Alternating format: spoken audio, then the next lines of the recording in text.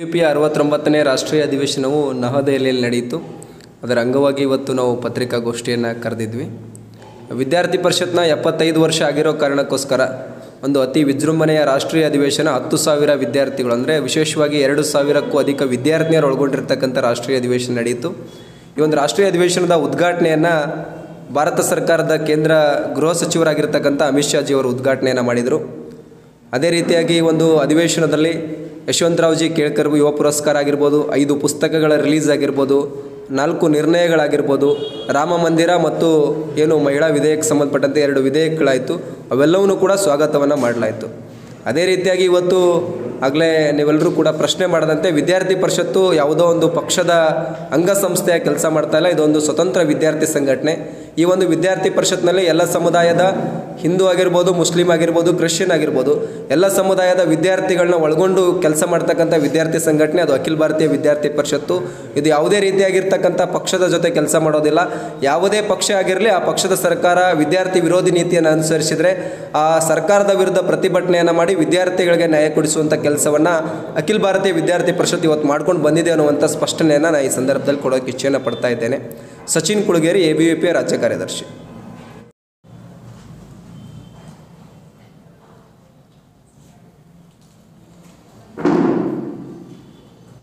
ಎಲ್ಲರಿಗೂ ಸ್ವಾಗತ ಕೋರ್ತೇನೆ. ನಮ್ಮ ಮಧ್ಯೆ ಪ್ರಮುಖರಿದ್ದಾರೆ, ಪರಿಚಯ ಮಾಡಿಕೊಡ್ತೇನೆ. ಶ್ರೀ ಸಚಿನ್ ಕುಳಗೇರಿ ಅವರು ಮೂಲತಃ ವಿಜಯಪುರ ಜಿಲ್ಲೆಯ ವಿಜಯಪುರ ತಾಲೂಕು ಬಸವನಬಾಗೇವಾಡಿ ತಾಲೂಕಿನವರು. ವಿಜಯಪುರ ಜಿಲ್ಲಾ ಸಂಚಾಲಕರಾಗಿ, ವಿಭಾಗ ಸಂಚಾಲಕರಾಗಿ, ರಾಜ್ಯ ಸಹ ಕಾರ್ಯದರ್ಶಿಗಳಾಗಿ, ಪ್ರಸ್ತುತ ಕರ್ನಾಟಕ ಉತ್ತರ ಕಾರ್ಯದರ್ಶಿಗಳಾಗಿ ಕಾರ್ಯನಿರ್ವಹಿಸುತ್ತಿದ್ದಾರೆ. ಶ್ರೀ ಅಮಿತ್ ಕುಮಾರ್ ಬಿರಾದರ್ ಸರ್ ಇವರು ವಿಜಯಪುರ ನಗರ ಅಧ್ಯಕ್ಷರಾಗಿ, ಜಿಲ್ಲಾ ಪ್ರಮುಖರಾಗಿ, ಪ್ರಸ್ತುತ ವಿಜಯಪುರ ವಿಭಾಗ ಸಹ ಪ್ರಮುಖರಾಗಿ ಕಾರ್ಯನಿರ್ವಹಿಸುತ್ತಿದ್ದಾರೆ. ಇನ್ನೊಬ್ಬರು ಸಹೋದರಿ ಕವಿತಾ ಬಿರಾದರ್ ಅವರು ನಮ್ಮ ನಗರ ಕಾರ್ಯದರ್ಶಿಯಾಗಿ ಕಾರ್ಯನಿರ್ವಹಿಸುತ್ತಾರೆ. ಅಖಿಲ ಭಾರತೀಯ ವಿದ್ಯಾರ್ಥಿ ಪರಿಷತ್ನ ಈ ಒಂದು ವಿಜಯಪುರದಲ್ಲಿ ಹಮ್ಮಿಕೊಂಡಿರ್ತಕ್ಕಂಥ ಪತ್ರಿಕಾಗೋಷ್ಠಿಗೆ ತಮಗೆಲ್ಲರನ್ನೂ ಕೂಡ ಸ್ವಾಗತಿಸ್ತಾ, ನನ್ನ ಜೊತೆಗೆ ವಿದ್ಯಾರ್ಥಿ ಪರಿಷತ್ನ ವಿಭಾಗ ಸಹ ಪ್ರಮುಖರಾಗಿರ್ತಕ್ಕಂಥ ಡಾಕ್ಟರ್ ಅಮಿತ್ ಕುಮಾರ್ ಬಿರಾದರ್ ಸರ್ ಅವರಿದ್ದಾರೆ. ಅದೇ ರೀತಿಯಾಗಿ ವಿದ್ಯಾರ್ಥಿ ಪರಿಷತ್ನ ವಿಜಯಪುರ ಜಿಲ್ಲಾ ಸಂಚಾಲಕರಾಗಿರ್ತಕ್ಕಂಥ ಮಂಜುನಾಥ್ ಹಳ್ಳಿ ಅವರು, ವಿಜಯಪುರ ಮಹಾನಗರದ ಕಾರ್ಯದರ್ಶಿಯಾಗಿರ್ತಕ್ಕಂಥ ಕುಮಾರಿ ಕವಿತಾ ಬಿರಾದರ್ ಅವರು ಈ ಪತ್ರಿಕಾಗೋಷ್ಠಿಯಲ್ಲಿ ಉಪಸ್ಥಿತರಿದ್ದಾರೆ. ಇವತ್ತು ಪತ್ರಿಕಾಗೋಷ್ಠಿ ಕರೆದಿರ್ತಕ್ಕಂಥ ಉದ್ದೇಶ ಏನಪ್ಪ ಅಂದರೆ, ದಿನಾಂಕ 7ರಿಂದ ಹಿಡಿದು 10ನೇ ತಾರೀಕಿನವರೆಗೂ ವಿದ್ಯಾರ್ಥಿ ಪರಿಷತ್ನ 69ನೇ ರಾಷ್ಟ್ರೀಯ ಅಧಿವೇಶನವು ನವದೆಹಲಿಯ ಇಂದ್ರಪ್ರಸ್ಥ ನಗರದಲ್ಲಿ ನಡೆಯಿತು. ವಿದ್ಯಾರ್ಥಿ ಪರಿಷತ್ತಿಗೆ 75 ವರ್ಷ ಆಗಿರೋ ಕಾರಣಕ್ಕೋಸ್ಕರ ಒಂದು ಅದ್ಧೂರಿಯಾಗಿರ್ತಕ್ಕಂಥ ಒಂದು ಭಾಳ ಸಂಭ್ರಮದ ಮತ್ತು ಒಳ್ಳೆಯ ವಿಚಾರವನ್ನು ಇಟ್ಕೊಂಡು ಈ ವರ್ಷ ಭಾಳ ವಿಶೇಷವಾಗಿರ್ತಕ್ಕಂಥ ರಾಷ್ಟ್ರೀಯ ಅಧಿವೇಶನವನ್ನು ನವದೆಹಲಿಯಲ್ಲಿ ಮಾಡಲಾಯಿತು. ಈ ಒಂದು ರಾಷ್ಟ್ರೀಯ ಅಧಿವೇಶನದಲ್ಲಿ ಇಡೀ ದೇಶದ ಎಲ್ಲ ರಾಜ್ಯಗಳಿಂದ ಮತ್ತು ಎಲ್ಲ ಜಿಲ್ಲಾ ಕೇಂದ್ರಗಳಿಂದ 10,000ಕ್ಕೂ ಅಧಿಕ ಪ್ರತಿನಿಧಿಗಳು ಈ ಒಂದು ರಾಷ್ಟ್ರೀಯ ಅಧಿವೇಶನದಲ್ಲಿ ಭಾಗವಹಿಸಿದರು.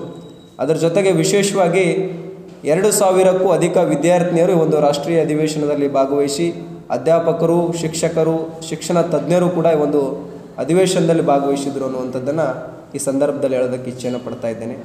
ಅದೇ ರೀತಿಯಾಗಿ ವಿದ್ಯಾರ್ಥಿ ಪರಿಷತ್ನ ಈ ಒಂದು ರಾಷ್ಟ್ರೀಯ ಅಧಿವೇಶನದ ಉದ್ಘಾಟನೆಯಲ್ಲಿ ಈ ದೇಶದ ಗೃಹ ಮಂತ್ರಿಗಳಾಗಿರ್ತಕ್ಕಂಥ ಶ್ರೀ ಅಮಿತ್ ಶಾ ಅವರು ಒಂದು ಉದ್ಘಾಟನೆಯನ್ನು ಮಾಡಿದರು. ಅವರು ಉದ್ಘಾಟನೆ ಮಾಡ್ತಾ ತಮ್ಮ ಉದ್ಘಾಟನಾ ಭಾಷಣದಲ್ಲಿ ಕೆಲವೊಂದಿಷ್ಟು ವಿಚಾರವನ್ನು ಉಲ್ಲೇಖವನ್ನು ಮಾಡಿದರು. ಕಳೆದ ಕೆಲವು ವರ್ಷಗಳ ಹಿಂದೆ ರಾಜ್ಕೋಟ್ನಲ್ಲಿ ಇದೇ ರೀತಿಯಾಗಿರ್ತಕ್ಕಂಥ ರಾಷ್ಟ್ರೀಯ ಅಧಿವೇಶನ ನಡೆದಿತ್ತು. ಆ ಒಂದು ರಾಷ್ಟ್ರೀಯ ಅಧಿವೇಶನದಲ್ಲಿ ನಾನು ನಿಮ್ಮ ರೀತಿಯಲ್ಲಿ ಪೆಂಡಾಲ್ನ ಕೊನೆಯ ಸಾಲಿನಲ್ಲಿ ಕೂತಿರ್ತಕ್ಕಂಥ ಒಬ್ಬ ಸಾಮಾನ್ಯ ಕಾರ್ಯಕರ್ತನಾಗಿದ್ದೆ. ಇವತ್ತು ಈ ಅಧಿವೇಶನದ ಮುಖ್ಯ ಅತಿಥಿಗಾಗಿ, ಅದರ ಜೊತೆಗೆ ನಾನು ನಿಮ್ಗೆಲ್ಲರಿಗೂ ಕೂಡ ಭರವಸೆಯನ್ನು ಕೊಡ್ತಾ ಇದ್ದೇನೆ. ಕಾಶ್ಮೀರ ಅಷ್ಟೇ ಅಲ್ಲ, POKನೂ ಕೂಡ ನಮ್ಮದೇ ಅನ್ನುವಂಥ ವಿಚಾರವನ್ನು ಮಾನ್ಯ ಗೃಹ ಮಂತ್ರಿಗಳು ಆ ಒಂದು ಅಧಿವೇಶನದಲ್ಲಿ ಉಲ್ಲೇಖವನ್ನು ಮಾಡಿರ್ತಕ್ಕಂಥದ್ದನ್ನು ಈ ಸಂದರ್ಭದಲ್ಲಿ ನಾನು ನೆನಪಿಸ್ಕೊಳ್ಳೋದಕ್ಕೆ ಇಚ್ಛೆಯನ್ನು ಪಡ್ತಾ ಇದ್ದೇನೆ. ಅದೇ ರೀತಿಯಾಗಿ ಒಂದು ಉದ್ಘಾಟನೆ ಸಂದರ್ಭದಲ್ಲಿ ನಮ್ಮ ರಾಷ್ಟ್ರೀಯ ಅಧ್ಯಕ್ಷರಾಗಿರ್ತಕ್ಕಂಥ ಡಾಕ್ಟರ್ ರಾಜಶರಣ್ ಶಾಹಿ ಅವರು ಮತ್ತು ನಮ್ಮ ರಾಷ್ಟ್ರೀಯ ಪ್ರಧಾನ ಕಾರ್ಯದರ್ಶಿಗಳಾಗಿರ್ತಕ್ಕಂಥ ಯಜ್ಞವಲ್ಕ ಶುಕ್ಲಾಜಿಯವರು ಕೂಡ ಉಪಸ್ಥಿತರಿದ್ದರು.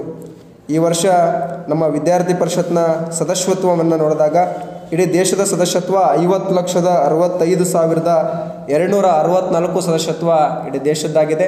ಅದೇ ರೀತಿಯಾಗಿ ಕರ್ನಾಟಕ ಉತ್ತರ ಪ್ರಾಂತದ ಸದಸ್ಯತ್ವ 2,35,000 ಸದಸ್ಯತ್ವವನ್ನು ಒಳಗೊಂಡಿರ್ತಕ್ಕಂಥ ಇದು ವಿಶ್ವದಲ್ಲಿ ಅತಿ ಹೆಚ್ಚು ವಿದ್ಯಾರ್ಥಿಗಳ ಸದಸ್ಯತ್ವವನ್ನು ಒಳಗೊಂಡಿರ್ತಕ್ಕಂಥ ಸಂಘಟನೆ ಇವತ್ತು ಅಖಿಲ ಭಾರತೀಯ ವಿದ್ಯಾರ್ಥಿ ಪರಿಷತ್ ಅನ್ನೋದಕ್ಕೆ ನಮಗೆಲ್ಲರಿಗೂ ಕೂಡ ಹೆಮ್ಮೆ ಆಗ್ತಾ ಇದೆ. ಅದೇ ರೀತಿಯಾಗಿ ಈ ಒಂದು ರಾಷ್ಟ್ರೀಯ ಅಧಿವೇಶನದಲ್ಲಿ ವಿಶೇಷವಾಗಿ 2 ವಿಶೇಷ ಭಾಷಣ ಅವಧಿಗಳು ಕೂಡ ನಡೆಯಿತು. ಒಂದು ABVPಯ ಪರಿವರ್ತನಾಕಾರಿ ವಿದ್ಯಾರ್ಥಿ ಚಳುವಳಿ ಅನ್ನುವಂಥ ವಿಷಯಕ್ಕೆ ಸಂಬಂಧಪಟ್ಟಂತೆ ನಮ್ಮ ರಾಷ್ಟ್ರೀಯ ಸಂಘಟನಾ ಕಾರ್ಯದರ್ಶಿಗಳಾಗಿರ್ತಕ್ಕಂಥ ಶ್ರೀ ಆಶೀಶ್ ಜಿ ಚೌಹಾಣ್ ಅವರು ಒಂದು ವಿಶೇಷವಾಗಿರ್ತಕ್ಕಂಥ ವಿಶೇಷ ಭಾಷಣವನ್ನು ಮಾಡಿದರು. ಅದೇ ರೀತಿಯಾಗಿ ರಾಷ್ಟ್ರೀಯ ಸ್ವಯಂ ಸೇವಕ ಸಂಘದ ಒಂದು ಸಹ ಸರಕಾರ್ಯವಾರಾಗಿರ್ತಕ್ಕಂಥ ಶ್ರೀ ಮುಕುಂದ್ಜಿ ಅವರು ಒಂದು ವಿಷಯವನ್ನು ಇಟ್ಕೊಂಡು ವಿಶ್ವದ ದೃಷ್ಟಿಕೋನದಲ್ಲಿ ಭಾರತ ಮತ್ತು ಯುವ ಜನತೆಯ ಪಾತ್ರ ಅನ್ನುವಂಥ ವಿಷಯವನ್ನು ಇಟ್ಕೊಂಡು ಮುಕುಂದ್ಜಿ ಅವರು ಭಾಷಣವನ್ನು ಮಾಡಿದರು. ಮುಕುಂದ್ಜಿ ಅವರು ಭಾಷಣದಲ್ಲಿ ಪ್ರಮುಖವಾಗಿ 2 ವಿಷಯವನ್ನು ಉಲ್ಲೇಖವನ್ನು ಮಾಡಿದರು. ಭಾರತ ದೇಶ ಅತಿ ಹೆಚ್ಚು ಯುವ ಜನತೆಯನ್ನು ಹೊಂದಿರತಕ್ಕಂಥ ದೇಶ. ಆ ಯುವ ಜನತೆ ಇವತ್ತು ಶಾರೀರಿಕವಾಗಿ, ಬೌದ್ಧಿಕವಾಗಿ ಮತ್ತು ಮಾನಸಿಕವಾಗಿ ಗಟ್ಟಿಯಾಗಬೇಕು ಅನ್ನುವಂಥ ಕರೆಯನ್ನು ಇವತ್ತು ದೇಶದ ಯುವ ಶಕ್ತಿಗೆ ಮಾನ್ಯ ಮುಕುಂದ್ಜಿ ಅವರು ಕೊಟ್ಟರು. ಅದೇ ರೀತಿಯಾಗಿ ಅವರು 4 Fಗಳ ಬಗ್ಗೆ ಉಲ್ಲೇಖವನ್ನು ಮಾಡಿದರು. 4 Fಗಳಂದರೆ 1 ಫುಡ್, 2 ಫ್ಯೂಯಲ್, 3 ಫರ್ಟಿಲೈಸರ್ ಮತ್ತು 4ನೇದು ಫೈನಾನ್ಸ್. ಇವು 4 ಕೂಡ ಸಮೃದ್ಧವಾಗಿರ್ತಕ್ಕಂಥ ದೇಶ ಯಾವುದಾದ್ರೂ ಇದ್ದರೆ ಅದು ವಿಶ್ವದಲ್ಲಿ ಭಾರತ ಅನ್ನುವಂಥ ವಿಷಯವನ್ನು ಮಾನ್ಯ ಮುಕುಂದ್ಜಿ ಅವರು ಉಲ್ಲೇಖವನ್ನು ಮಾಡಿದರು. ಅದೇ ರೀತಿಯಾಗಿ ನಮ್ಮ ಈ ವರ್ಷದ 49ನೇ ರಾಜ್ಯ ಸಮ್ಮೇಳನವು ಕೂಡ ಅದೇ ಒಂದು ರಾಷ್ಟ್ರೀಯ ಅಧಿವೇಶನದಲ್ಲಿ ನಡೆಯಿತು. ನಮ್ಮ ಕರ್ನಾಟಕ ಉತ್ತರ ಪ್ರಾಂತದ ರಾಜ್ಯ ಅಧ್ಯಕ್ಷರಾಗಿ ಡಾಕ್ಟರ್ ಆನಂದ್ ಹೊಸೂರ್ ಅವರು, ಅದೇ ರೀತಿಯಾಗಿ ಉತ್ತರ ಪ್ರಾಂತದ ರಾಜ್ಯ ಕಾರ್ಯದರ್ಶಿಯಾಗಿ ಸಚಿನ್ ಕುಳಗೇರಿ ಅಂದರೆ ನನ್ನನ್ನು ಆಯ್ಕೆ ಮಾಡಲಾಯಿತು. ಅದೇ ರೀತಿಯಾಗಿ ನೂತನ ರಾಜ್ಯ ಕಾರ್ಯಕಾರಿಣಿ ಮತ್ತು ಕಾರ್ಯ ಸಮಿತಿಯನ್ನು ಕೂಡ ಅದೇ ಸಂದರ್ಭದಲ್ಲಿ ಘೋಷಣೆಯನ್ನು ನಮ್ಮ ರಾಜ್ಯದ ಅಧ್ಯಕ್ಷರು ಘೋಷಣೆಯನ್ನು ಮಾಡಿದರು. ನಾವು ಒಂದು ರಾಷ್ಟ್ರೀಯ ಅಧಿವೇಶನದಲ್ಲಿ ಪ್ರಮುಖವಾಗಿರ್ತಕ್ಕಂಥ 4 ನಿರ್ಣಯಗಳನ್ನ ತೆಗೆದುಕೊಂಡಿದ್ವಿ. ಒಂದು, ಗುಣಾತ್ಮಕ ಶಿಕ್ಷಣ ಮತ್ತು ಉತ್ಸಾಹಿ ಕ್ಯಾಂಪಸ್ಗಳನ್ನು ಸಾಧ್ಯವಾಗಿಸುವಂಥ ನಿಟ್ಟಿನಲ್ಲಿ ನಾವು ಯಾವ ರೀತಿ ಮುಂದಿನ ದಿನಗಳಲ್ಲಿ ಕ್ಯಾಂಪೇನ್ಗಳು ಮಾಡಬೇಕು ಅನ್ನುವಂಥದ್ದು. ಏನಪ್ಪ ಅಂದರೆ ಇವತ್ತು ಕಾಲೇಜ್ ಕ್ಯಾಂಪಸ್ಗಳು ಮೂಲಭೂತ ಸೌಲಭ್ಯಗಳಿಂದ ವಂಚಿತವಾಗ್ತಾ ಇದೆ. ಆ ಕಾಲೇಜ್ ಕ್ಯಾಂಪಸ್ಗಳಿಗೆ ನೀವು ಮೂಲಭೂತ ಸೌಲಭ್ಯಗಳನ್ನು ನೀಡಬೇಕು. ಅಲ್ಲಿ ಅಧ್ಯಾಪಕರ ಎಲ್ಲಿ ಕೊರತೆ ಇದೆ ಅಲ್ಲಿ ಅಧ್ಯಾಪಕರನ್ನು ನೇಮಕವನ್ನು ಮಾಡಬೇಕು. ಯಾವ ಕಾಲೇಜ್ಗಳಿಗೆ ಕಾಯಂ ಪ್ರಾಂಶುಪಾಲರಿಲ್ಲ ಅಲ್ಲಿ ಪ್ರಾಂಶುಪಾಲರನ್ನು ನೇಮಕ ಮಾಡಬೇಕು. ಇನ್ನಿತರ ಪ್ರಯೋಗಾಲಯ, ಇನ್ನಿತರ ಮೂಲ ಸೌಲಭ್ಯಗಳು ಯಾವ್ಯಾವ ಕ್ಯಾಂಪಸ್ಗಳಿಗಿಲ್ಲ ಆ ಕ್ಯಾಂಪಸ್ಗಳಿಗೆ ಮೂಲಭೂತ ಸೌಲಭ್ಯವನ್ನು ಕೊಡಬೇಕು. ಆನಂದಮಯ ವಿದ್ಯಾರ್ಥಿ ಕ್ಯಾಂಪಸ್ಗಳು ಇವತ್ತು ನಿರ್ಮಾಣ ಆಗಬೇಕು ಅನ್ನುವಂಥ ದೃಷ್ಟಿಕೋನವನ್ನು ಇಟ್ಕೊಂಡು ಈ ವರ್ಷ ನಾವು ಒಳ್ಳೆಯ ಸಮೃದ್ಧವಾಗಿರ್ತಕ್ಕಂಥ ಕ್ಯಾಂಪಸ್ಗಳನ್ನು, ಕಾಲೇಜ್ ಕ್ಯಾಂಪಸ್ಗಳನ್ನ ನಿರ್ಮಾಣ ಮಾಡಬೇಕು ಅನ್ನುವಂಥ ದೃಷ್ಟಿಕೋನವನ್ನು ಇಟ್ಕೊಂಡು ಒಂದು ನಿರ್ಣಯವನ್ನು ತೆಗೆದುಕೊಳ್ಳಾಯಿತು. ಅದೇ ರೀತಿಯಾಗಿ ಜಾಗತಿಕ ಕಲ್ಯಾಣ ಕೇಂದ್ರಿತ ಭಾರತದ ರಾಜ್ಯತಾಂತ್ರಿಕತೆ ಅನ್ನುವಂಥ ವಿಷಯದ ನಿರ್ಣಯವನ್ನು ಕೂಡ ಕೈಗೊಳ್ಳಲಾಯಿತು. ಇವತ್ತು ಭಾರತದ ರಾಜ್ಯತಾಂತ್ರಿಕತೆಯಲ್ಲಿ ಇಡೀ ವಿಶ್ವವೇ ನಂಬಿಕೆಯನ್ನು ಇಟ್ಕೊಂಡಿರ್ತಕ್ಕಂಥದ್ದು ನಾವೆಲ್ಲರೂ ಕೂಡ ನೋಡಿದ್ದೇವೆ. ಉದಾಹರಣೆಗೆ ಈ ವರ್ಷದ G20ಯ ಅಧ್ಯಕ್ಷತೆ ಸ್ಥಾನವನ್ನು ಕೂಡ ಭಾರತ ವಹಿಸಿದೆ. ನಾವು ಕೆಲವು ದಿನಗಳ ಹಿಂದೆ ಕೋವಿಡ್ ಬಂದಂಥ ಸಂದರ್ಭದಲ್ಲಿ ಕೋವಿಡ್ ಲಸಿಕೆಯನ್ನು 16 ಬಡ ದೇಶಗಳಿಗೆ ಹಂಚಿರ್ತಕ್ಕಂಥ ದೇಶ ಯಾವುದಾದ್ರೂ ಇದ್ದರೆ ಅದು ಭಾರತ ದೇಶ ಅನ್ನುವಂಥ ಹೆಮ್ಮೆಯ ವಿಷಯದಲ್ಲಿ ನಾವೆಲ್ಲರೂ ಕೂಡ ಇದ್ದೇವೆ. ಆಫ್ರಿಕಾ ಖಂಡವನ್ನು ಇವತ್ತು G20ಯಲ್ಲಿ ಸೇರಿಸ್ಕೋಬೇಕಾದ್ರೆ ಅದಕ್ಕೆ ಭಾರತದ ನಿರ್ಣಯ ಏನು ಅನ್ನುವಂತಹ ಕೇಳುವಂತಹ ಸ್ಥಿತಿಗತಿಯಲ್ಲಿ ಇಡೀ ವಿಶ್ವವೇ ನಿಂತಿದೆ. ಅಂತಹ ಭಾರತ ದೇಶದ ಪರಂಪರೆ, ಭಾರತ ದೇಶದ ಸಾಂಸ್ಕೃತಿಕತೆ ಮತ್ತು ಭಾರತ ದೇಶದ ನಾಯಕತ್ವವನ್ನು ಇಡೀ ವಿಶ್ವವೇ ಒಪ್ಪಿಕೊಳ್ಳುವಂಥ ಸಂದರ್ಭದಲ್ಲಿ ನಾವೆಲ್ಲರೂ ಕೂಡ ಇದ್ದೇವೆ. ಆ ವಿಚಾರವನ್ನು ಇವತ್ತು ಯುವ ಶಕ್ತಿ ಓದಬೇಕು. ವಿದ್ಯಾರ್ಥಿ ಸಮುದಾಯ ಭಾರತಕ್ಕೆ ಕೊಡ್ತಾ ಇರತಕ್ಕಂಥ ಮನ್ನಣೆಗಳನ್ನು ತಿಳಿದುಕೊಳ್ಬೇಕು ಅನ್ನುವಂಥ ವಿಚಾರವನ್ನು ಕೂಡ ನಮ್ಮ ರಾಷ್ಟ್ರೀಯ ಅಧಿವೇಶನದಲ್ಲಿ ಉಲ್ಲೇಖವನ್ನು ಮಾಡಲಾಯಿತು. ಅದೇ ರೀತಿಯಾಗಿ ಯುವ ಜನತೆ ಆರೋಗ್ಯಕರ ಜೀವನ ಶೈಲಿಯನ್ನು ಅಳವಡಿಸಿಕೊಳ್ಬೇಕು. ಯೋಗ, ವ್ಯಾಯಾಮ ಈ ರೀತಿಯ ಚಟುವಟಿಕೆಗಳಲ್ಲಿ ಯುವ ಜನತೆ ಪಾಲ್ಗೊಳ್ಬೇಕು ಅನ್ನುವಂಥದ್ದು. ಪರಿಸರ ಸಮತೋಲನಕ್ಕೆ ಸಂಬಂಧಪಟ್ಟಂತೆ ಪರಿಸರ, ನೀರು, ಗಿಡ ಈ ರೀತಿಯ ಜಾಗೃತಿಗಳನ್ನು ನಮ್ಮ ಊರುಗಳಲ್ಲಿ, ನಮ್ಮ ಕಾಲೇಜ್ ಕ್ಯಾಂಪಸ್ಗಳಲ್ಲಿ, ನಮ್ಮ ಜಿಲ್ಲೆಗಳಲ್ಲಿ ಪರಿಸರಕ್ಕೆ ಸಂಬಂಧಪಟ್ಟಿರ್ತಕ್ಕಂಥ ಜಾಗೃತಿ ಕೆಲಸವನ್ನು ನಾವೆಲ್ಲರೂ ಕೂಡ ಮಾಡಬೇಕು ಅನ್ನುವಂಥ ನಿರ್ಣಯವನ್ನು ಈ ಒಂದು ರಾಷ್ಟ್ರೀಯ ಅಧಿವೇಶನದಲ್ಲಿ ಕೈಗೊಳ್ಳಲಾಯಿತು. ಅದೇ ರೀತಿಯಾಗಿ 6ನೇ ತಾರೀಕು ನಮ್ಮ ರಾಷ್ಟ್ರೀಯ ಕಾರ್ಯಕಾರಿಣಿ ಸಭೆಯೂ ಕೂಡ ಇದೇ ಒಂದು ದೆಹಲಿಯಲ್ಲಿ ನಡೆಯಿತು. ಅಲ್ಲಿ ನಾವು 2 ನಿರ್ಣಯಗಳನ್ನು, ಈ ದೇಶದ ಸರ್ಕಾರ ತೆಗೆದುಕೊಂಡಿರ್ತಕ್ಕಂಥ 2 ನಿರ್ಣಯಗಳನ್ನು ಆ ಒಂದು ರಾಷ್ಟ್ರೀಯ ಕಾರ್ಯಕಾರಿಣಿ ಸಭೆಯಲ್ಲಿ ಸ್ವಾಗತವನ್ನು ಮಾಡಿಕೊಳ್ಳಾಯಿತು. ಮೊದಲನೇದು ಶ್ರೀ ರಾಮ ಮಂದಿರ ವಿಷಯಕ್ಕೆ ಸಂಬಂಧಪಟ್ಟಂತೆ ಮತ್ತು 2ನೇದು ನಾರಿ ಶಕ್ತಿ ವಂದನ ಅಧಿನಿಯಮವನ್ನು ಏನು ಜಾರಿಗೆ ತಂದರು, ಇವೆರಡನ್ನೂ ಕೂಡ ಅಖಿಲ ಭಾರತೀಯ ವಿದ್ಯಾರ್ಥಿ ಪರಿಷತ್ನ ರಾಷ್ಟ್ರೀಯ ಕಾರ್ಯಕಾರಿಣಿ ಸಭೆಯು ಭಾಳ ವಿಶೇಷವಾಗಿ ಗೌರವಯುತವಾಗಿ ಸ್ವಾಗತವನ್ನು ಮಾಡ್ಕೋತು. ಅದೇ ರೀತಿಯಾಗಿ ನಾವೆಲ್ಲರೂ ಕೂಡ ಅತ್ಯಂತ ಭಾರತ ದೇಶದ ಪ್ರತಿಯೊಬ್ಬ ಪ್ರಜೆಯೂ ಕೂಡ ಅತ್ಯಂತ ಸಂತೋಷ ಸಂಭ್ರಮ ಪಡ್ತಕ್ಕಂಥ ವಿಷಯ, ಜನವರಿ 22ರಂದು ಒಂದು ರಾಮ ಮಂದಿರದ ಉದ್ಘಾಟನೆ ಆಗ್ತಾ ಇದೆ. ಆ ರಾಮ ಮಂದಿರದ ಉದ್ಘಾಟನೆ ಸಂದರ್ಭದಲ್ಲಿ ರಾಮ ಮಂದಿರ ಅಂತಕ್ಕಂಥದ್ದು ಭಾರತ ದೇಶದ ಪ್ರತೀಕ ಮತ್ತು ಭಾರತ ದೇಶದ ಹೆಮ್ಮೆಯ ಸಂಕೇತ. ಆ ರಾಮ ಮಂದಿರದ ಉದ್ಘಾಟನೆ ಸಂದರ್ಭದಲ್ಲಿ ಪ್ರತಿಯೊಂದು ಕಾಲೇಜಿನ ಕ್ಯಾಂಪಸ್ಗಳಲ್ಲಿ ಯಾವ ರೀತಿ ನಮ್ಮ ಮನೆಗಳಲ್ಲಿ ದೀಪಾವಳಿ ಹಬ್ಬವನ್ನು ಆಚರಣೆ ಮಾಡ್ತಾ ಇದ್ದೇವೆ, ಅದೇ ರೀತಿಯಾಗಿ ನಾವು ಪ್ರತಿಯೊಂದು ಕಾಲೇಜ್ ಕ್ಯಾಂಪಸ್ನಲ್ಲೂ ಕೂಡ ಹಬ್ಬದ ವಾತಾವರಣ ರೀತಿಯಲ್ಲಿ ರಾಮ ಮಂದಿರ ಉದ್ಘಾಟನೆಯ ಸಂದರ್ಭದಲ್ಲಿ ನಾವು ಆಚರಣೆಯನ್ನು ಮಾಡಬೇಕು. ಪ್ರತಿಯೊಬ್ಬ ವಿದ್ಯಾರ್ಥಿಯೂ ಕೂಡ ತಾನಿರ್ತಕ್ಕಂಥ ಕಾಲೇಜ್ ಕ್ಯಾಂಪಸ್ಸನ್ನು ರಾಮ ಮಂದಿರದ ಸ್ಥಳ ಅಂತೇಳಿ ಭಾವನೆ ಇಟ್ಕೊಂಡು ಎಲ್ಲರೂ ಕೂಡ ಈ ಒಂದು ಕಾರ್ಯಕ್ರಮದಲ್ಲಿ ಭಾಗವಹಿಸಬೇಕು. ಅದೇ ರೀತಿಯಾಗಿ ಈ ಒಂದು ರಾಮ ಮಂದಿರದ ಸಂದರ್ಭದಲ್ಲಿ ವರ್ಚುವಲ್ಗಳ ಮೂಲಕ ಉದ್ಘಾಟನೆ ಕಾರ್ಯಕ್ರಮವನ್ನು ವಿದ್ಯಾರ್ಥಿಗಳಿಗೆ ತೋರಿಸುವಂಥ ಪ್ರಯತ್ನವನ್ನು ಕೂಡ ನಾವು ಈ ಸಂದರ್ಭದಲ್ಲಿ ಮಾಡಬೇಕು ಅನ್ನುವಂಥ ನಿರ್ಣಯವನ್ನು ಕೂಡ ಕೈಗೊಳ್ಳಲಾಗಿದೆ. ಅದೇ ರೀತಿಯಾಗಿ ನಾವು ಪ್ರತಿ ವರ್ಷ ಈ ಒಂದು ರಾಷ್ಟ್ರೀಯ ಅಧಿವೇಶನದಲ್ಲಿ ಪ್ರೊಫೆಸರ್ ಯಶವಂತರಾವ್ ಜಿ ಕೇಳ್ಕರ್ ಯುವ ಪುರಸ್ಕಾರವನ್ನು ಕೂಡ ನೀಡ್ತಾ ಇದ್ದೇವೆ. ಅದೇ ರೀತಿಯಲ್ಲಿ ಈ ವರ್ಷವೂ ಕೂಡ ಪ್ರೊಫೆಸರ್ ಯಶವಂತರಾವ್ ಜಿ ಕೇಳ್ಕರ್ ಯುವ ಪುರಸ್ಕಾರ ಕಾರ್ಯಕ್ರಮವನ್ನು ಕೂಡ ಪ್ರಶಸ್ತಿಯನ್ನು ಕೂಡ ನೀಡಲಾಯಿತು. ಈ ಒಂದು ಯುವ ಪುರಸ್ಕಾರ ಕಾರ್ಯಕ್ರಮದ ಮುಖ್ಯ ಅತಿಥಿಗಳಾಗಿ ಪ್ರಖ್ಯಾತ ಪತ್ರಕರ್ತರಾಗಿರ್ತಕ್ಕಂಥ ರಜತ್ ಶರ್ಮಾಜಿ ಅವರು ನಮ್ಮ ಜೊತೆಗೆ ಉಪಸ್ಥಿತರಿದ್ದರು. ರಜತ್ ಶರ್ಮಾಜಿ ಅವ್ರ ಬಗ್ಗೆ ನಮಗೆಲ್ಲರಿಗೂ ಗೊತ್ತಿದೆ. ಇಡೀ ದೇಶದ ಯಾವುದೇ ಒಂದು ಪ್ರಖ್ಯಾತ ವ್ಯಕ್ತಿಗಳನ್ನು ಕೂಡ ಅವರು ಇಂಟರ್ವ್ಯೂ ಮಾಡಿರ್ತಕ್ಕಂಥ ವ್ಯಕ್ತಿ. ಈ ಪ್ರಧಾನಮಂತ್ರಿಗಳಾಗಿರ್ಬೋದು, ರಾಷ್ಟ್ರಪತಿಗಳಾಗಿರ್ಬೋದು, ಸೆಲೆಬ್ರಿಟಿಗಳಾಗಿರ್ಬೋದು, ಹಲವಾರು ವ್ಯಕ್ತಿಗಳನ್ನು ಒಂದು ಸಂದರ್ಶನ ಮಾಡಿದಂಥ ವ್ಯಕ್ತಿ ರಜತ್ ಶರ್ಮಾಜಿ ಅವರು ಒಂದು ತಮ್ಮ ಭಾಷಣದಲ್ಲಿ ಉಲ್ಲೇಖವನ್ನು ಮಾಡಿದರು.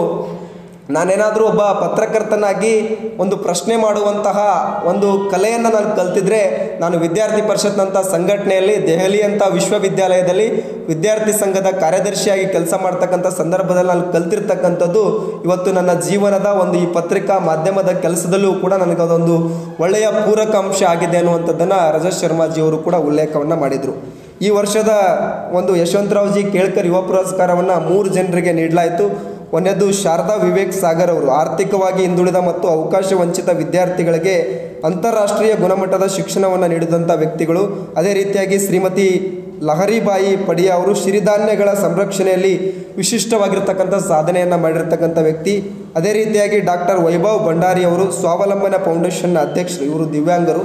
ಇವರಿಗೂ 3 ಜನರಿಗೆ ನಾವು ಒಂದು ಯಶವಂತರಾವ್ ಜಿ ಕೇಳ್ಕರ್ ಯುವ ಪುರಸ್ಕಾರವನ್ನು ಕೂಡ ನೀಡಲಾಯಿತು. ಈ ಒಂದು ರಾಷ್ಟ್ರೀಯ ಅಧಿವೇಶನದಲ್ಲಿ 5 ಕಿಲೋಮೀಟರ್ ಉದ್ದದ ಶೋಭಾಯಾತ್ರೆಯನ್ನು ಕೂಡ ನಾವು ಮಾಡಲಾಯಿತು. ಈ ಶೋಭಾಯಾತ್ರೆಯಲ್ಲಿ ಇಡೀ ದೇಶದ ವಿದ್ಯಾರ್ಥಿ ಸಮುದಾಯ ತಮ್ಮ ಒಂದು ಸಾಂಸ್ಕೃತಿಕ ಕಲೆ ಮತ್ತು ವೈಭವಿತವಾಗಿ ಒಂದು ಶೋಭಾಯಾತ್ರೆಯಲ್ಲಿ ಭಾಗವಹಿಸಿದರು. ಈ ಶೋಭಾಯಾತ್ರೆ ಸಂದರ್ಭದಲ್ಲಿ ದೆಹಲಿಯಲ್ಲಿರ್ತಕ್ಕಂಥ ಎಲ್ಲ ಸಮಾಜದ ವ್ಯಕ್ತಿಗಳು, ಸಂಘಟನೆಗಳು ಪುಷ್ಪಾರ್ಪಣೆಯನ್ನು ಮಾಡಿ ಬಹಳ ಅದ್ಧೂರಿಯಾಗಿ ಶೋಭಾಯಾತ್ರೆಯನ್ನು ಸ್ವಾಗತವನ್ನು ಮಾಡಿಕೊಂಡ್ರು. ಅದೇ ರೀತಿಯಾಗಿ ವಿದ್ಯಾರ್ಥಿ ಪರಿಷತ್ನ ಕಾರ್ಯಚಟುವಟಿಕೆಗಳು, ಆಯಾಮಗಳ ಕಾರ್ಯಗಳು, ಎಲ್ಲ ರಾಜ್ಯದಲ್ಲಿ ಆಗಿರ್ತಕ್ಕಂಥ ಚಟುವಟಿಕೆಗಳ ಬಗ್ಗೆ ಒಂದು ಪ್ರದರ್ಶನಿಯನ್ನು ಕೂಡ ಮಾಡಲಾಯಿತು. ಆ ಪ್ರದರ್ಶನಿಯಲ್ಲಿ ಎಲ್ಲ ಚಟುವಟಿಕೆಗಳನ್ನ ಪ್ರತಿಬಿಂಬಿಸುವಂಥ ವಿಷಯಗಳನ್ನು ಕೂಡ ಆ ಪ್ರದರ್ಶನಿಯಲ್ಲಿ ಒಳಗೊಂಡಿತ್ತು. ಅದೇ ರೀತಿಯಾಗಿ ಒಂದು ಒಟ್ಟಾರೆಯಾಗಿ ಈ ಒಂದು ರಾಷ್ಟ್ರೀಯ ಅಧಿವೇಶನ ದೆಹಲಿಯಲ್ಲಿ ಆಗಿರ್ತಕ್ಕಂಥ ಸಂದರ್ಭದಲ್ಲಿ ವಿದ್ಯಾರ್ಥಿ ಪರಿಷತ್ತಿಗೆ ಮತ್ತಷ್ಟು ಶಕ್ತಿ ಸಿಕ್ಕಿದೆ. ವಿದ್ಯಾರ್ಥಿ ಪರಿಷತ್ನ ಎಲ್ಲ ರಾಜ್ಯಗಳಿಂದ ಬಂದಿರತಕ್ಕಂಥ ಕಾರ್ಯಕರ್ತರು ಪ್ರೇರಣೆಯನ್ನು ತೆಗೆದುಕೊಂಡು ಹೋಗಿ ಪ್ರತಿಯೊಂದು ಕಾಲೇಜ್ ಕ್ಯಾಂಪಸ್ಸಲ್ಲೂ ಕೂಡ ಈ ವಿಷಯವನ್ನು ಮುಟ್ಟಿಸಬೇಕು. ರಾಷ್ಟ್ರೀಯತೆ ವಿಚಾರದಲ್ಲಿ ಪ್ರತಿಯೊಬ್ಬ ವಿದ್ಯಾರ್ಥಿಯೂ ಕೂಡ ಭಾಗವಹಿಸಬೇಕು. ರಾಷ್ಟ್ರೀಯ ವಿಚಾರತೆ ಪ್ರತಿಯೊಬ್ಬ ವಿದ್ಯಾರ್ಥಿಗಳನ್ನ ಮುಟ್ಟಿಸಬೇಕು ಅನ್ನುವಂಥ ವಿಚಾರವನ್ನು ನಮ್ಮ ದೇಶದಲ್ಲಿರ್ತಕ್ಕಂಥ ಪ್ರತಿಯೊಬ್ಬ ಒಂದು ಬಂದಿರತಕ್ಕಂಥ ವಿದ್ಯಾರ್ಥಿ ಕಾರ್ಯಕರ್ತರು ತುಂಬಿಕೊಂಡು ಹೋಗಿ ಕೆಲಸವನ್ನು ಮಾಡ್ತಾ ಇದ್ದಾರೆ. ಅದೇ ರೀತಿಯಾಗಿ ನಮ್ಮ ರಾಜ್ಯದಲ್ಲೂ ಕೂಡ ವಿದ್ಯಾರ್ಥಿ ಸಮುದಾಯಕ್ಕೆ ನಾವು ಅಗತ್ಯ ಇರತಕ್ಕಂಥ ಕಾರ್ಯಕ್ರಮಗಳನ್ನು, ರಾಷ್ಟ್ರ ಪುರುಷರ ವ್ಯಕ್ತಿಗಳನ್ನು, ವಿಚಾರಗಳನ್ನು ಮತ್ತು ಆಗ್ತಾ ಇರತಕ್ಕಂಥ ಸಮಸ್ಯೆಗಳಿಗೆ ಪರಿಹಾರದ ದಿಕ್ಕನ್ನು ಹುಡುಕುವಂಥ ಕೆಲಸವನ್ನು ನಾವು ಮಾಡ್ತೀವಿ ಅಂತ ಹೇಳ್ತಾ ನಾನು ವಿಷಯವನ್ನು ಮುಗಿಸ್ತಾ ಇದ್ದೇನೆ. ನಮ್ಮ ರಾಜ್ಯಕ್ಕೆ ಸಂಬಂಧಪಟ್ಟಿರ್ತಕ್ಕಂಥ ವಿಚಾರದಲ್ಲಿ ಅದು ಕೂಡ ಒಂದು ರಾಜ್ಯದ ಬೈಠಕಲ್ಲಿ ಚರ್ಚೆ ಆಗಿದೆ ಸರ್.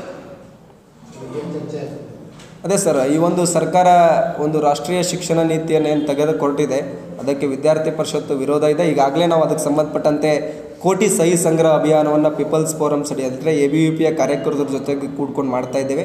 ರಾಷ್ಟ್ರೀಯ ಶಿಕ್ಷಣ ನೀತಿ ಇದು ದೇಶದ ಶಿಕ್ಷಣ ನೀತಿ, ಇದು ಯಾವುದೇ ಒಂದು ಪಕ್ಷದ ಶಿಕ್ಷಣ ನೀತಿ ಅಲ್ಲ. ಇದನ್ನು ವಿದ್ಯಾರ್ಥಿ ಪರಿಷತ್ ಯಾವಾಗಲೂ ಕೂಡ ಸ್ವಾಗತಿಸಿದೆ. ಅದೇ ರೀತಿಯಾಗಿ ಈಗಲೂ ಕೂಡ ನಾವು ಸ್ವಾಗತವನ್ನು ಮಾಡ್ತೀವಿ. ಪ್ರತಿಯೊಬ್ಬ ವಿದ್ಯಾರ್ಥಿಗೂ ಕೂಡ ಈ ಒಂದು ಶಿಕ್ಷಣ ನೀತಿ ಅವಶ್ಯಕತೆ ಇದೆ ಸರ್.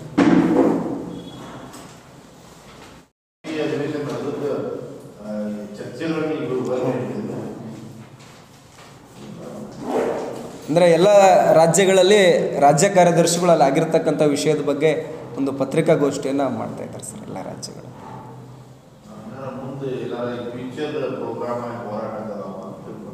ಮುಂದಿನ ವಿಷಯಗಳ ಬಗ್ಗೆ ಹೇಳಿದ್ವಿ. ನಮ್ಮದೊಂದು 2 ಅಭಿಯಾನ ಇದೆ ಸರ್. ಒಂದು ರಾಮ ಮಂದಿರದ್ದು ಮತ್ತು ಕಾಲೇಜ್ ಕ್ಯಾಂಪಸ್ಗಳಲ್ಲಿ ಮೂಲಭೂತ ಸೌಲಭ್ಯಕ್ಕೆ ಸಂಬಂಧಪಟ್ಟಂತೆಯೂ ಇದೆ ಸರ್. ಅವೆರಡು ಅಭಿಯಾನಗಳ ಬಗ್ಗೆನೂ ಕೂಡ ಉಲ್ಲೇಖ ಮಾಡಿದ್ವಿ ಸರ್. ಹಾಂ ಇದೆ ಸರ್, ಇದೆ ಸರ್. ಪ್ರಶ್ನೆ ಕೊಡಿ ಸರ್.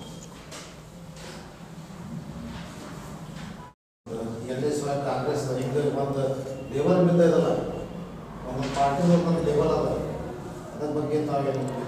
ವಿದ್ಯಾರ್ಥಿ ಪರಿಷತ್ತು ಯಾವಾಗಲೂ ಕೂಡ ಈ BJP ಅಂಗಸಂಸ್ಥೆ ಅಲ್ಲ. ವಿದ್ಯಾರ್ಥಿ ಪರಿಷತ್ತು ಒಂದು ಬರೀ ವಿದ್ಯಾರ್ಥಿ ಸಂಘಟನೆ. ಕಾರಣ ಏನಂದ್ರೆ ನೀವೆಲ್ಲರೂ ಕೂಡ ನೋಡ್ಬೋದು ಸರ್, ವಿದ್ಯಾರ್ಥಿ ಪರಿಷತ್ ಸ್ಥಾಪನೆ ಆಗಿದ್ದು 1949ರಲ್ಲಿ. ಅದು ಸ್ಥಾಪನೆ ಆದ ಎಷ್ಟೋ ವರ್ಷದ ನಂತರ ಭಾರತೀಯ ಜನತಾ ಪಕ್ಷ ಸ್ಥಾಪನೆ ಆಗಿದೆ. ಅದಕ್ಕೋಸ್ಕರ ನಾವೆಲ್ಲವೂ ಕೂಡ ನಮ್ಮ ಬ್ಯಾನರಲ್ಲಿ ಆಗಿರ್ಬೋದು, ನಮ್ಮ ಅಲ್ಲ ಮೆಂಟಾಲಿಟಿ ಇದೆ ಸರ್. ನಾವು ಅದನ್ನು ಅಲ್ಲ ಸರ್, NSUI ಡೈರೆಕ್ಟಾಗಿ ಅದೊಂದು ಕಾಂಗ್ರೆಸ್ ವಿದ್ಯಾರ್ಥಿ ಸಂಘಟನೆ. ಇದು ಮಾಡ್ತಾರೆ. ಈಗ ನಿಮ್ದು ಆಕ್ಟಿವಿಟಿ ನೋಡಿದ ಕೂಡ BJP ಸಪೋರ್ಟ್, NSUI ನೋಡಿದ್ರೆ ಕಾಂಗ್ರೆಸ್ ಸಪೋರ್ಟ್, SFI ಯಾವುದು ASF ಕಮ್ಯುನಿಸ್ಟ್ ಆರ್ಟಿಕಲ್ ಅವ್ರದ್ದು ತೆಲಾದಾಗ ಇದು ಎಕ್ದಮ್ ಇದು ಯಂಗ್ ಏಜ್ದಾಗ ಇದು ಒಂದು ಈ ಗೋಲ್ಬಿಟ್ಟಲ್ಲ, ಅದ್ರ ಬಗ್ಗೆ ಏನು ಮಾಡ್ತೀವಿ? ವಿದ್ಯಾರ್ಥಿ ಪರಿಷತ್ನ ಯಾವುದೇ ರೀತಿಯಾದಂಥ ಕಾರ್ಯಗಳಿದ್ರೂ ಇಲ್ಲಿ ಯಾವುದೇ ರೀತಿಯಾದಂಥ ಜಾತಿ ಮತ ಪಂಥ ಯಾವುದೇ ರೀತಿಯಾದಂಥ ವ್ಯತ್ಯಾಸ ಇರೋದಿಲ್ಲ ಸರ್. ಇಲ್ಲಿ ಎಲ್ಲ ಧರ್ಮದ ವಿದ್ಯಾರ್ಥಿಗಳಿದ್ದಾರೆ, ಎಲ್ಲ ಜಾತಿ ವಿದ್ಯಾರ್ಥಿಗಳಿದ್ದಾರೆ. ಮತ್ತು ಇದು ಈಗಾಗಲೇ ಹೇಳ್ದಂಗೆ ಇದು ಯಾವುದೇ ರೀತಿಯಾದಂಥ ಪಕ್ಷಕ್ಕೆ ಸಂಬಂಧಪಟ್ಟಂಥ ಸಂಘಟನೆ ಇಲ್ಲ. ಕೇವಲ ರಾಷ್ಟ್ರೀಯತೆ ಈ ವಿಚಾರಗಳನ್ನು ಇಟ್ಟುಕೊಂಡು ಮತ್ತು ವಿದ್ಯಾರ್ಥಿಗಳಿಗೆ ಯಾವ ರೀತಿ ಅನುಕೂಲಕರ ವಾತಾವರಣವನ್ನು ನಾವು ಎಲ್ಲ ಕ್ಯಾಂಪಸ್ಗಳಲ್ಲಿ ನಿರ್ಮಾಣ ಮಾಡಬೇಕು ಅನ್ನುವಂಥ ಧ್ಯೇಯವನ್ನು ಇಟ್ಟುಕೊಂಡು ನಾವು ಕೆಲಸ ಮಾಡ್ತಾಯಿದ್ದೀವಿ. ಇದು ಯಾವುದೇ ರೀತಿಯಾದಂಥ ಪಕ್ಷಕ್ಕೆ ಸಂಬಂಧಪಟ್ಟಂತ ಅಲ್ಲ. ಉದಾಹರಣೆಗೆ ಸರ್, ನಮ್ಮದು ಕೊನೆಗೆ ಹಿಂದೆ ಇರತಕ್ಕಂಥ ಸರ್ಕಾರ BJP ಇತ್ತು. ಆ ಸರ್ಕಾರದ ವಿರುದ್ಧವೂ ಕೂಡ 10 ಪ್ರತಿಭಟನೆಗಳನ್ನ ವಿದ್ಯಾರ್ಥಿ ಪರಿಷತ್ ಮಾಡಿದೆ. ಉದಾಹರಣೆಗೆ ಒಂದು ಯಾವುದೋ ವಿಷಯ ಆದಂಥ ಸಂದರ್ಭದಲ್ಲಿ ಗೃಹ ಮಂತ್ರಿಗಳ ಮನೆಗೆ ಗೆರವು ಹಾಕಿರ್ತಕ್ಕಂಥದ್ದು ಭಾಳ ದೊಡ್ಡ ಸುದ್ದಿಯಾಗಿತ್ತು ABVP ಕಾರ್ಯಕರ್ತರು. ಈ ರೀತಿಯಾಗಿ ಯಾವುದೇ ಸರ್ಕಾರ ವಿದ್ಯಾರ್ಥಿ ವಿರೋಧಿ ನೀತಿಯನ್ನು ಅನುಸರಿಸಿದ್ರೂ ಕೂಡ ಅದರ ವಿರುದ್ಧ ವಿದ್ಯಾರ್ಥಿ ಪರಿಷತ್ ಯಾವಾಗಲೂ ಕೂಡ ಪ್ರತಿಭಟನೆ ಮಾಡುತ್ತೆ. ಅದಕ್ಕೋಸ್ಕರ ನಾವು ಯಾವುದೇ ಒಂದು ಪಕ್ಷಕ್ಕೆ ಅಟ್ಯಾಚ್ ಆಗಿ ಕೆಲಸ ಮಾಡುವಂಥ ಸಂಘಟನೆ ಅಂತೂ ವಿದ್ಯಾರ್ಥಿ ಪರಿಷತ್ ಅಲ್ಲ. ಇದ್ದಾರೆ ಸರ್, ನಮ್ಮಲ್ಲಿ ವಿದ್ಯಾರ್ಥಿ ಪರಿಷತ್ತಲ್ಲಿ ಎಲ್ಲ ವಿದ್ಯಾರ್ಥಿಗಳು, ಮುಸ್ಲಿಂ ವಿದ್ಯಾರ್ಥಿಗಳು, ಎಲ್ಲ ವಿದ್ಯಾರ್ಥಿಗಳು ಕೂಡ ಇದ್ದಾರೆ ಸರ್. ಇಲ್ಲೇ ನಮ್ಮ ಈಗ ಅಗ್ರಿ ಯೂನಿವರ್ಸಿಟಿದಾಗೆ ಅದರ ಅಧ್ಯಕ್ಷ ಪ್ರೆಸಿಡೆಂಟ್ ಆದವರೇ ಈಗ ಮೊಹಮ್ಮದ್ ಅಲಿ ಅಂತದ್ದು, ಅವರು ಅಗ್ರಿ ಕಾಲೇಜ್ ಯೂನಿವರ್ಸಿಟಿ ಪ್ರೆಸಿಡೆಂಟ್. ಆಗಾಗಲೇ ನಾವು ಅವ್ರ ಜೊತೆ ಮಾತಾಡಿದ್ದೀನಿ. ಹಾಂ ಸರ್, ಎಲ್ಲ ರೀತಿಯಾದಂಥ ವಿದ್ಯಾರ್ಥಿಗಳಿದ್ದಾರೆ ಸರ್. ನಮ್ಮಲ್ಲಿ ಪೂರ್ಣಾವಧಿ ಕಾರ್ಯಕರ್ತರು ಕೂಡ ಮುಸ್ಲಿಂ ವಿದ್ಯಾರ್ಥಿಗಳಿದ್ದಾರೆ ಸರ್. ಅಂದರೆ ಅವರ ಶಿಕ್ಷಣದ ನಂತರ ಪೂರ್ತಿ ಸಮಯವನ್ನು ABVP ಕೊಡ್ತಕ್ಕಂಥವ್ರು, ಅಂದರೆ ಅವ್ರ ಊರನ್ನು, ಅವ್ರ ಮನೆಯನ್ನು ಎಲ್ಲವನ್ನು ಬಿಟ್ಟು ಬೇರೆ ಕಡೆ ಕೆಲಸ ಮಾಡ್ತಾ ಇರತಕ್ಕಂಥ ಪೂರ್ಣಾವಧಿ ಕಾರ್ಯಕರ್ತರು ಕೂಡ ಮುಸ್ಲಿಂ ವಿದ್ಯಾರ್ಥಿಗಳಿದ್ದಾರೆ ಸರ್.